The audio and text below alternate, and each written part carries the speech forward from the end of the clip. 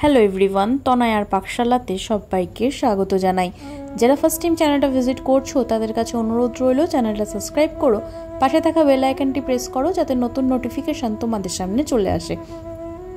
আজকে ছোট থেকে বড় প্রত্যেকেই কিন্তু আমরা পাস্তা খেতে ভীষণ পছন্দ করি, সেটা বাড়িতে হোক বা যে কোনো দোকানেরই হোক। কিন্তু এই হোয়াইট সস পাস্তা বানানোর জন্য যা লাগছে সেটি চলো চট করে দেখে নেওয়া যাক। নিয়েছিলাম আমরা মাশরুম আর কিছু সুইট কর্ন, যেগুলো জলে আমরা খুব ভালো মতন সিদ্ধ করে নেব।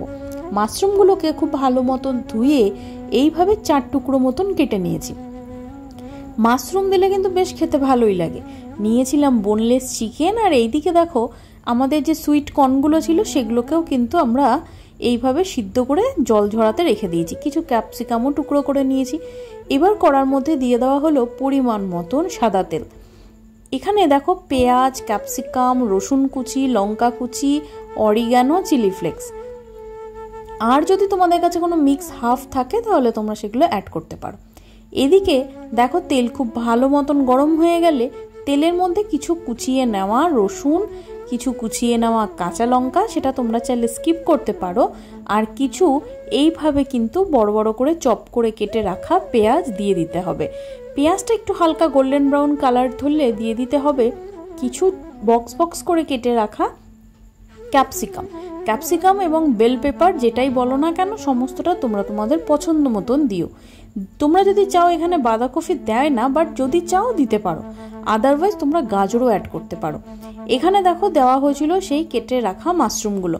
সমস্ত সবজিগুলোকে একটু হাই স্পিড দিয়েই আমরা ভাজবো, তা না হলে কিন্তু এর ক্রাঞ্চিনেসটা কমে যাবে এবং পরে কিন্তু এটা ভ্যাদভ্যাদে ব্যাপারটা এটা চলে আসবে। একটু ভালো মতন টস করে নিয়ে এর মধ্যে সুইট কর্নগুলো আমাদের অ্যাড করতে হবে।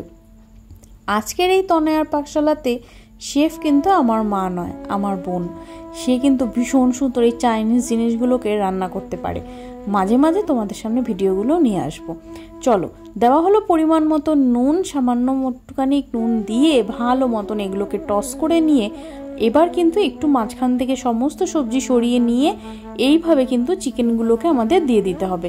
একটা ছোট ছোট কিউব করে আমরা কেটে নিয়েছি। এখানে বোনলেস চিকেন ইউজ করছি। তোমরা চাইলে কিন্তু এখানে চিকেনগুলোকে তোমরা চাইলে আগের থেকে একটু সিদ্ধ করে নিতে পারো, তারপরে এগুলোকে ভাজতে পারো। আমরা সেগুলো আর করিনি। এবার সমস্ত সবজি ভালো মতন ভেজে নিতে হবে। দেখো এটাকে কিন্তু ভাজার সময় তোমাদের একটু হাই ফ্লেম দিয়েই ভাজতে হবে। ভালো মতন ভাজা হয়ে গেলে এবার সমস্ত সবজিগুলোকে আমাদের তুলে কিন্তু একটা প্লেটে আলাদা করে সরিয়ে রাখতে হবে। যেহেতু বাড়িতে বানাচ্ছি হোয়াইট সস পাস্তা, সেই জন্য একটু বাড়ির কিন্তু একটা ঘরোয়া টাচ দেওয়ার জন্য দেওয়া হলো বাটারের জায়গায় ঘি। চাইলে তোমরা বাটার দিতেই পারো। এবার দেখো মেল্টেড হয়ে গেলে ওর মধ্যে দিতে হবে কিছুটা রসুন আর কাঁচা লঙ্কা। ভালো মতন হালকা গোল্ডেন কালার ব্রাউন কালার ধরলে তখন এর মধ্যে দিতে হবে 2 চামচ মতন প্লেন ময়দা।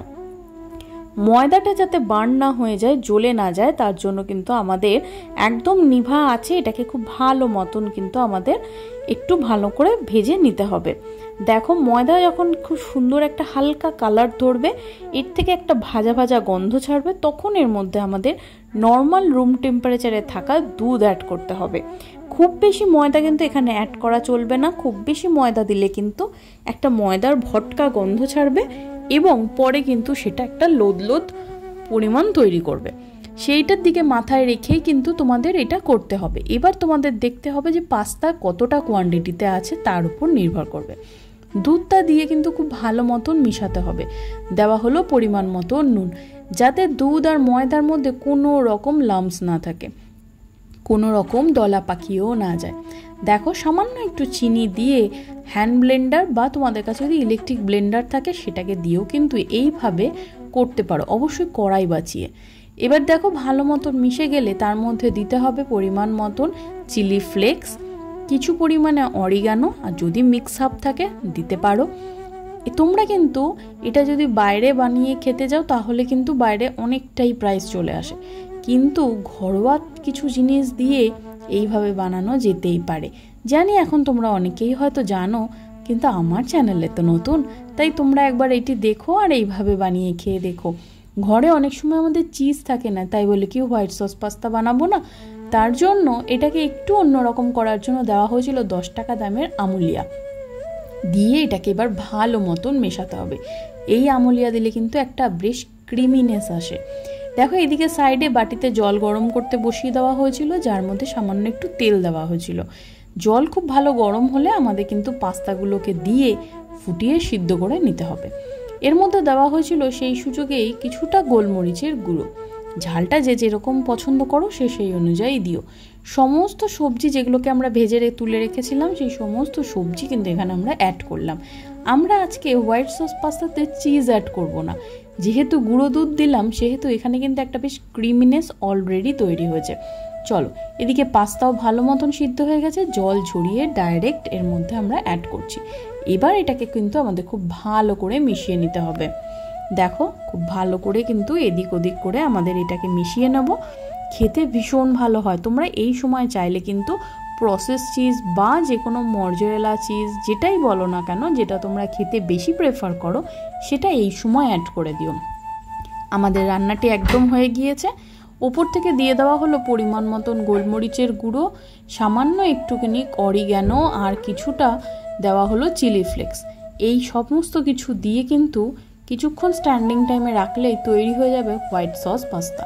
গরম গরম বাড়িতে একবার সার্ভ করো, ভীষণ ভালো লাগে খেতে। তোমরা চাইলে কিন্তু এর মধ্যে তোমরা স্কুইড বা চিংড়ি মাছ অ্যাড করতে পারো। ব্যাস, বাড়িতে সন্ধ্যাবেলায় এইভাবে হেলদি একবার হোয়াইট সস পাস্তা ডেফিনেটলি বানাও। আর বানিয়ে কমেন্ট সেকশন খোলা রইল, জানিও যে তোমাদের কেমন লাগলো। আমাদের তো ভীষণ ভালো লেগেছিল, তাই হাইলি একবার রেকমেন্ড করলাম এইভাবে কিন্তু একবার বানিয়ে দেখো। ভালো লাগলে লাইক করো, শেয়ার করো আর কমেন্ট করতে ভুলো না। আজকের এই রেসিপিটি আমার বোনের তৈরি, সেই জন্য যতটা পারো লাইক করো, শেয়ার করো এবং সাবস্ক্রাইব করে দাও ছেড়ে যাওয়ার আগে চ্যানেলটি। ধন্যবাদ।